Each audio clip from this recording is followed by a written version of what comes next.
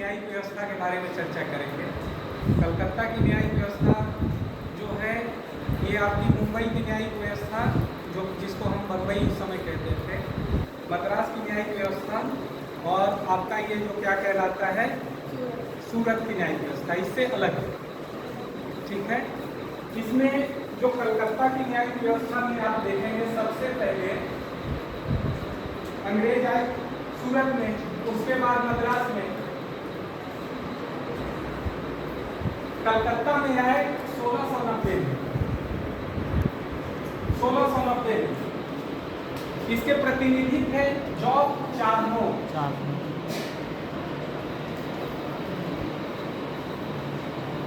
Job Charnock अपने दल के साथ कलकत्ता में आते हैं और उस समय वहां एक फोर्ट निर्धारित करते हैं, फोर्ट का निर्माण करते हैं।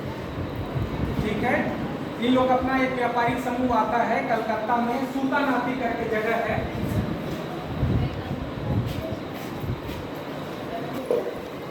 कलकत्ता में सूतानाती करके जगह है, वहाँ ये लोग आते हैं और वहाँ अपना फोर्ट का निर्माण करते हैं।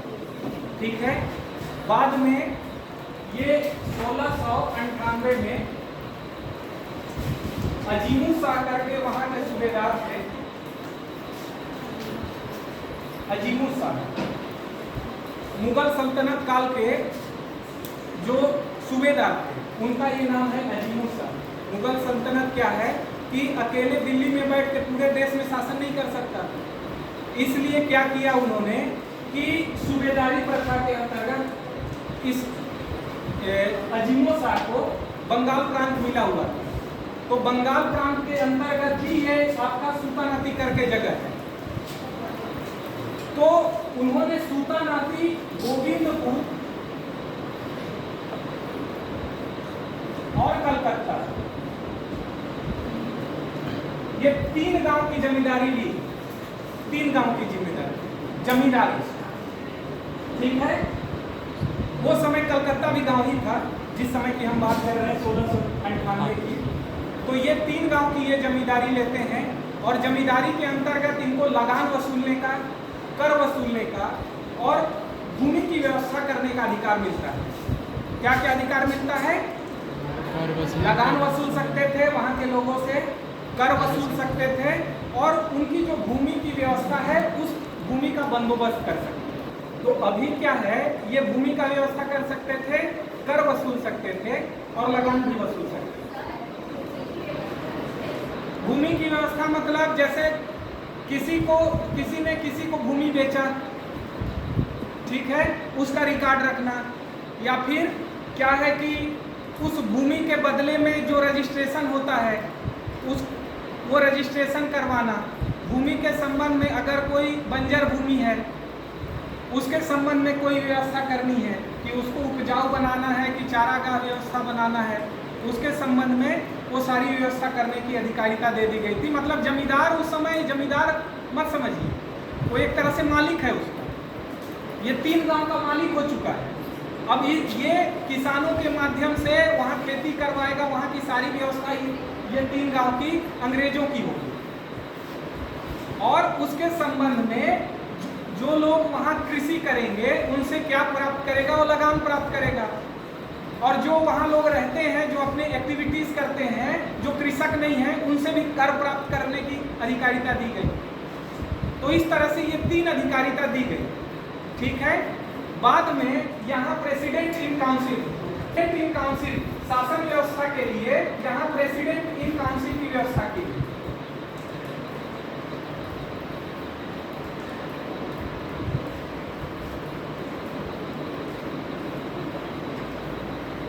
प्रेसिडेंट इन काउंसिल, जैसे आपने गवर्नर इन काउंसिल सुना होगा, वैसे प्रेसिडेंट इन काउंसिल। तो प्रेसिडेंट इन काउंसिल में क्या होता था कि एक प्रेसिडेंट होता था और 4 या 5 अधिक मेंबर होते थे। तो उन मेंबर में से किसी एक मेंबर को कलेक्टर बनाया गया 1700 ईस्वी में। आपके लीगल हिस्ट्री में पहला बार कलेक्टर शब्द का ये यूज इस समय हो रहा है कलकत्ता में 1700 ईस्वी में। ठीक है, तो ये कलेक्टर क्यों बनाया गया? ये कलेक्टर इसलिए बनाया गया कि जो भू राजस्व लिया जाता है, रेवेन्यू लिया जाता है, उसके संबंध में निर्धारण करने के लिए और उसे कलेक्ट करने के लिए, जो रेवेन्यू है उसे कलेक्ट करने की मेन जिम्मेदारी कलेक्टर की थी। ठीक है, वही कलेक्शन से कलेक्टर बना। ठीक है, लेकिन बाद में ले दिए गए, तो फिर जुडिशियल पावर भी दिया गया और जुडिशियल पावर के अंतर्गत इसको दीवानी अधिकारिता भी दे दी गई और आपराधिक मामलों में भी अधिकारिता दे दी गई। दीवानी जिसको हम सिविल कहते हैं और आपराधिक जिसको हम क्रिमिनल कहते हैं।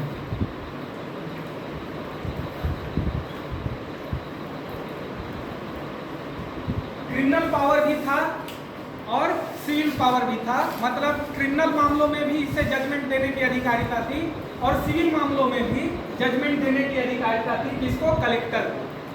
ठीक है, 1700 ईस्वी में कलेक्टर की स्थापना हो रही है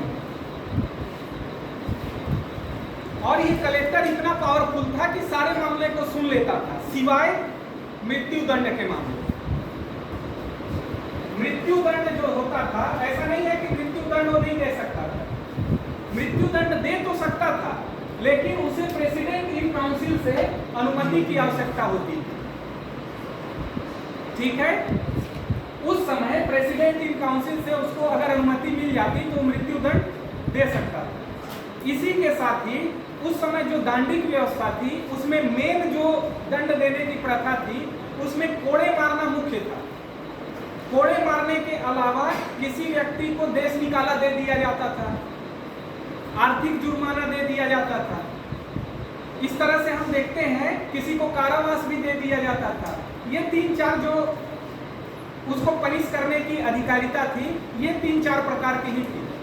और जब बात आती है मृत्यु दंड की, तो मृत्यु दंड के मामले में क्या होता था कि कलेक्टर जब मृत्यु दंड देता था उसे प्रेसिडेंट इन काउंसिल से अनुमति प्राप्त करनी होती थी और प्रेसिडेंट काउंसिल से अनुमति मिल जाती थी तो मृत्यु दंड वैसे नहीं दिया जाता था जैसा आप समझ रहे हैं, फांसी में नहीं लटकाया जाता था, उसे कोड़े मारे जाते और तब तक कोड़े मारे जाते थे जब तक उसकी मृत्यु न हो जाए। लहूलुहान होके उसका मतलब पूरा शरीर, तब तक कोड़े मारते थे जब तक वो मर न जाए। ठीक है, और ये जो सारी जुडिशियल प्रोसीडिंग थी, जो न्यायिक कार्रवाई थी, वो संक्षिप्त तरीके की थी। संक्षिप्त तरीके की मतलब उसमें कोई लंबा चौड़ा प्रोसीडिंग नहीं होता। एक पक्ष को सुन लिए, दूसरे पक्ष को सुन लिए, कुछ मामले आए तो आए, कुछ गवाह आए तो आए, नहीं तो लंबा इंतजार नहीं किया जाता। क्योंकि मैंने आपको बार बार यही कहा है कि जो अंग्रेजों का यहाँ काम था, मेन काम क्या था? व्यापार करना, व्यापार करना और न्याय व्यवस्था स्थापित करना उनका प्राइमरी ऑब्जेक्ट नहीं था। प्राथमिक उद्देश्य उनका न्याय व्यवस्था स्थापित करना नहीं था, प्राथमिक उद्देश्य उनका व्यापार करना। इसीलिए कलेक्टर को जुडिशियल पावर दी गई। कलेक्टर खुद रेवेन्यू ऑफिसर। जरा सोचिए, जब किसी आदमी में कोई व्यक्ति अगर कहेगा कि मेरे ऊपर रेवेन्यू ज्यादा आपने लोड किया है, मतलब इतना रेवेन्यू आपको नहीं लेना चाहिए, तो उसकी सुनवाई कौन करेगा? कलेक्टर। इंपोज किसने किया? कलेक्टर ने। रेवेन्यू इंपोज करने की शक्ति कलेक्टर में है और उस मामले में अगर कोई विवाद हो जाए तो भी उसकी सुनवाई करेगा कलेक्टर। तो ऐसे मामले में हो ही नहीं सकता कि उस आदमी के साथ न्याय हो। तो ये जुडिशियल प्रोसीडिंग निष्पक्ष नहीं थी। कलेक्टर जो होता था वो गवर्नर इन काउंसिल का मेंबर भी होता था, मतलब आप अपील में भी जाओ तो भी वहां उसकी बात सुनी जाएगी काउंसिल का, क्योंकि वो मेंबर है। ठीक है, तो इस तरह से हम देखते हैं इसके ऊपर अपील की कोई अधिकारिता कहीं नहीं थी कि किंग एंड काउंसिल में अपील कर रहे हैं, ऐसा नहीं है। क्योंकि आप जब आगे देखेंगे तो देखेंगे 1726 में कंपनी के न्यायालय को मान्यता मिली इंग्लैंड में। इससे पहले जितने भी न्यायालय यहाँ पे स्थापित किए गए, चाहे सूरत में, चाहे बम्बई में, चाहे मद्रास में, वो न्यायालय कैसे थे? कंपनी के न्यायालय थे, उनको इंग्लैंड में मान्यता प्राप्त नहीं थी। इसलिए कंपनी के न्यायालयों के संबंध में सारी अधिकारिता, अंतिम अधिकारिता प्रेसिडेंट इन काउंसिल को होती थी।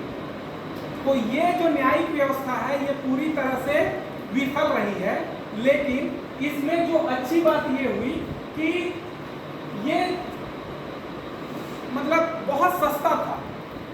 बहुत सस्ता मतलब इसमें कोई आपको वकील करने की जरूरत नहीं है,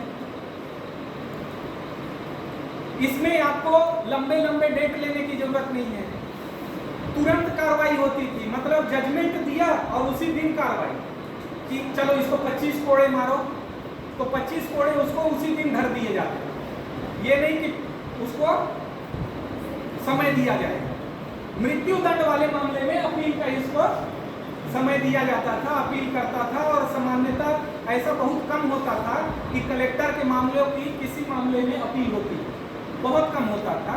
मृत्यु दंड में तो प्रोसीडिंग में ही रख दिया गया कि मृत्यु दंड की अनुमति होनी चाहिए, अन्यथा दूसरे मामलों में कलेक्टर बहुत पावरफुल। इस तरह से हम देखते हैं कि कलकत्ता की न्यायिक व्यवस्था केवल और केवल एक व्यक्ति के आसपास घूमती है, और वो व्यक्ति कौन सा है? कलेक्टर। जैसा कि आपने बंबई में देखा कि कोर्ट ऑफ जुडिकेचर की स्थापना हुई, मद्रास में आपने देखा मेयर कोर्ट की स्थापना हुई, समुद्री न्यायालय की स्थापना हुई, वैसा कोई स्थापना कलकत्ता वाले मामले में नहीं है। ठीक है, तो आप ये समझ जाइए कि आप ये बहुत संक्षिप्त है, ठीक है, इसको समझना बहुत आसान है। ठीक है, समझ में आया ना सबको? कुछ डाउट होगा तो बताओ। सारी व्यवस्था कलेक्टर के आसपास चल रही है। 4 तरह के महत्वपूर्ण निर्णय, कोड़े मारना, जुर्माना, कारावास और देश से निकाल देना, 4 ही प्रकार के दंड हैं। ठीक है, देश से निकालने वाली व्यवस्था अभी वर्तमान में भारत में नहीं है, कोड़े मारने वाली भी नहीं है। अभी क्या है? कारावास और जुर्माना। तो आप ये समझिए, लीगल हिस्ट्री इसीलिए पढ़ा जाता है। लीगल हिस्ट्री में आपको क्या पता चला कि कारावास और जुर्माना की व्यवस्था वहां की गई, अब उसी को कैरी ऑन किया गया धीरे धीरे। वर्तमान में वो 2 चीज जिंदा है, लेकिन कौन से सजा हटा दिए गए? कौन? देश निकाला, जिसको निर्वासन कहते हैं, और कोड़े मारा। ठीक है, डेथ सेंटेंस उस समय भी था, अभी भी है, लेकिन उसकी प्रक्रिया बदल गई। क्या प्रक्रिया बदल गई? वहां कोड़े मार के मारते थे और अभी फांसी से। ठीक है, उस समय मृत्यु दंड देना बहुत आसान था, अभी मृत्यु दंड देना बहुत मुश्किल है। ठीक है।